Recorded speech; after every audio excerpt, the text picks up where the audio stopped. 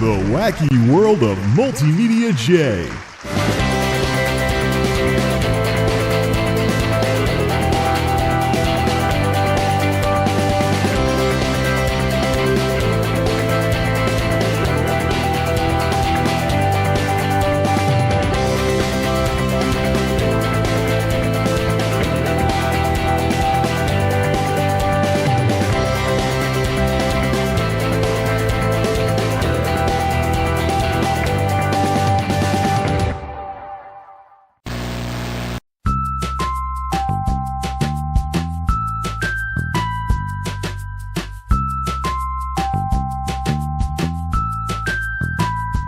Well, in classic New England style, it's like someone flipped a switch and we went from summer to winter. But I can't really complain because it's the end of October, so, I mean, come on now. This was gonna happen eventually. Plus, I got so wrapped up in the new place and everything that's going on this year that I never actually took my snow tires off in the spring, so I'm fine in that respect. Plus, we can take the fat bike out for a spin in the snow, because that's allegedly what it was made for, but we'll cross that snowy bridge when we get to it. In the meantime, with the return of cold weather in any way, shape, or form, comes the return of the Downfan experiment. Now, some of you may remember the video I did earlier about first attempt at building a Downfan, where I took a window fan, pointed it down at the floor, and put it on a drying rack. It didn't work very well because the window fan doesn't move a lot of air, but a box fan, on the other hand, and man, this thing really got warped during the summer. I don't know what the deal was there. Maybe I accidentally crushed it a bit when I brought down the... maybe I crushed it a little in the window frame over the summer to get it to not fall out. But maybe that screw's too tight. I don't know. But it's a little on the warped side, but anyways, it's Walmart crap. Interestingly enough, Walmart actually still has a few of these in the store. Marked down, of course, but who's going to buy a box fan when it's almost November? Whatever. So anyways, the Downfan idea is basically a poor man's ceiling fan. Now, we've made fun of the boob lights in this place before, but there's a very simple reason why the landlord prefers these things. That is very thick glass there, and it's kind of like medieval armor helmets with its round shape. So if you get somebody in here with some wild kids and they're throwing a toy around and it hits the light, the round shape makes it a little more likely to deflect off and not actually break something. As opposed to ceiling fans or even light fixtures that aren't shaped like little boob lights. I mean, nothing screams cheap rental house more than... well, no. It's not even the case with that. I mean, if you want, stuff to be afraid of, look at all the stuff that's crooked in this house that Jack built. And, ooh, a cobweb. I'll put the duster to that later and take care of that in like 5 seconds. Cobwebs have actually been less of a thing here than in the last place for some strange reason. Anyways, but that's why that's probably why the landlord prefers the boob lights, because you get some idiots in here that trash the place. That's probably the least likely to get broken. Likewise with the hard floors. That's probably the same deal. You don't have carpets to mess up and anything. If you want carpets, bring your own. So anyways, the interesting part about the box fans that Walmart sold this summer is that they have thermostats on them. The interesting part about these thermostats is that they're based on when it's... Yep.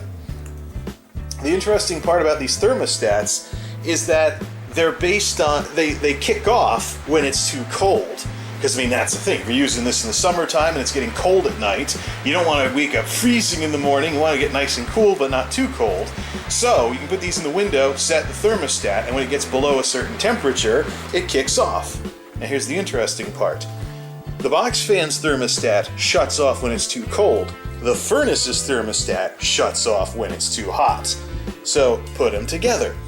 The point of a down fan is basically a poor man's ceiling fan. In the fall, if you have ceiling fans, you want to switch them to clockwise so that the heat that goes up towards the top gets sucked back down towards the ground and everything kind of recirculates, so to speak.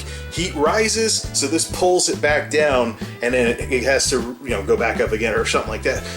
Keep things nice and even, which is an issue here because this being the one and only heating something or another in the whole darn house, very powerful, but it's powerful enough to heat the whole house. But here's where the heat comes out. There's the floor. That's quite a gap. And I noticed this last winter. I would have absolutely freezing cold feet, but if I put my hand up in the air, like above my head and stuff, it was actually a little on the warm side. So what this place desperately needs is something that keeps the air moving. Now, we're not going to get ceiling fans in here, obviously. Not a chance in hell. So we move to the next best thing. Now, don't mind the extension cord here. I'm just borrowing it so I can have the fan facing this way. Usually I have the knob and stuff on the other side, so I can just go, straight into the wall jack that's right on this wall, off that way a little. So, okay, so let's do a little playing around with this Downfan setup. I have noticed the difference where my feet felt warmer and stuff like that. Once there's something actually moving the air, that's what makes all the difference. As I found with heating and cooling devices, they're very good at heating and cooling, not so good at moving the heat and coolness around somewhere else. So this thing, around here will get nice and toasty. Eventually the house will warm up a few degrees too, but most of the heat will stay around here unless something circulates it. So you get something like this, warped though it may be, spins clockwise, sucks air down, forces the air down to the heat down to where it normally doesn't go, and gets things moving, gets a little bit of circulation going because, well, heat rises. So, it's on. Let's try a little something here. Let's turn this down to just below where it kicks off and fire up the furnace. Alright, see how much clanking it does? Oh, there's one. It's a bit early here. This thing hasn't been running on a regular basis, so it does do a little bit of tap, tap, tap when it's up to full speed. But if this works the way that I think it will, push the pipe back in, things like that. If this works the way... Also, the Franklin stove style pipe does kind of radiate a bit. But most of the heat comes right from here once it gets fired up. Once it goes up a couple of degrees, this thing should kick on. And I've seen that happen before. I could walk away right now, and in a couple of minutes when this thing really starts to cook, then this thing will fire up. Let's see if we can catch it on film. Oh, there it goes. Tap, tap, tap, tap, tap. Alright, so, I should have... Actually, let's look at the knob. See how the knob's at 10 o'clock? I'll see if I can get this when it fires up. Otherwise, I'll verify to you folks that I have not moved this knob. When it gets warm enough, this thing kicks on and it starts recirculating the heat. Let's see here. Tap, tap, tap, tap. This thing, once we get a little further into the season, I won't get the kinds of taps and stuff. I don't run this on a regular basis yet. It's still getting warm enough that I can shut this off for days on end. But that is cooking. I don't want to have this too close though, because I don't want the heat to go directly into it. The objective here is the heat will find its way over the down fan, and then the down fan will suck it towards the floor. But I don't want the heat directly hitting that.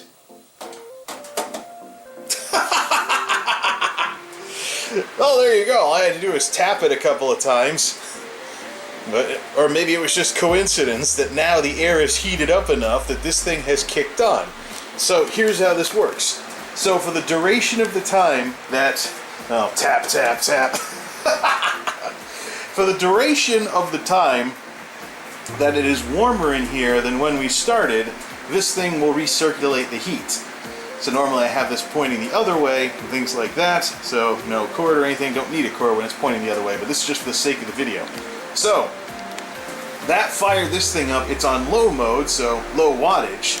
It's on low mode, so low wattage, nothing like, say, the big patent fan would be if it were trying to do this or something. But it's recirculating the heat down towards the floor.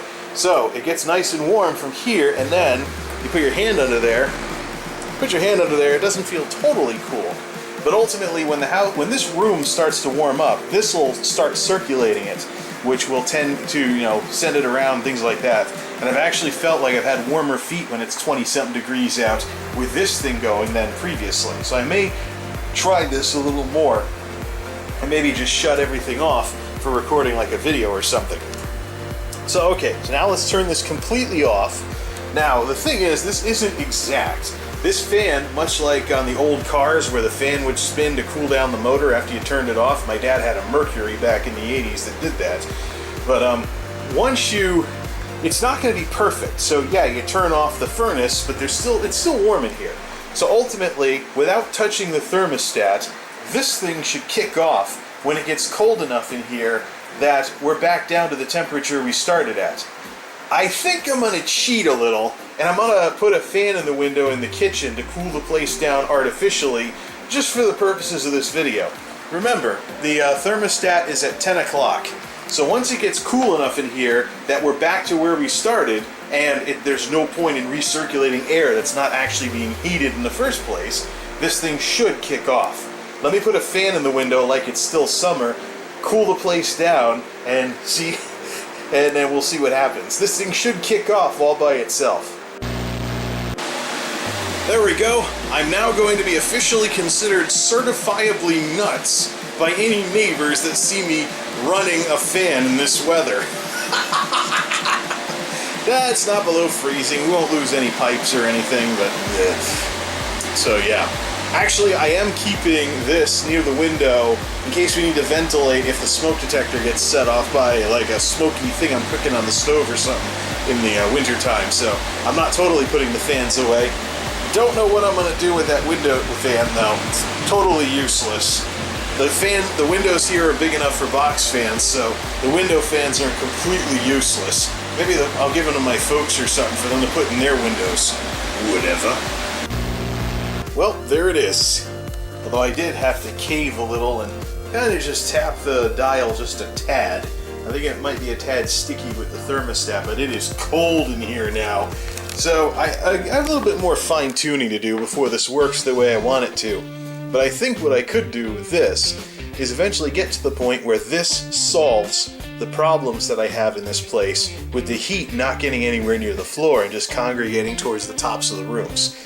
So it's something we'll experiment with, and most importantly, see what it does to the gas bill as well. I pretty much have an idea of what I paid last year, and the bills will have something like that in the historical sections. So I can look at the gas usage versus last year to see if there's any effect whatsoever. But at the very least, I have felt the heat closer to the floor when I run this thing, so at least my feet won't be so cold this winter.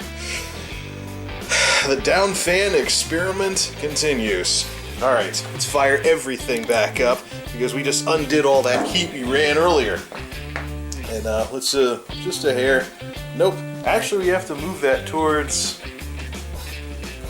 almost to 11 o'clock before it kicks back on again. So I think leaving it at 10 will be good enough for it to kick on when it, for it to kick on once this place is heated back up again. Alright, that's enough wasting heat. Till next time, this is MultimediaJay signing off. Thanks for stopping by.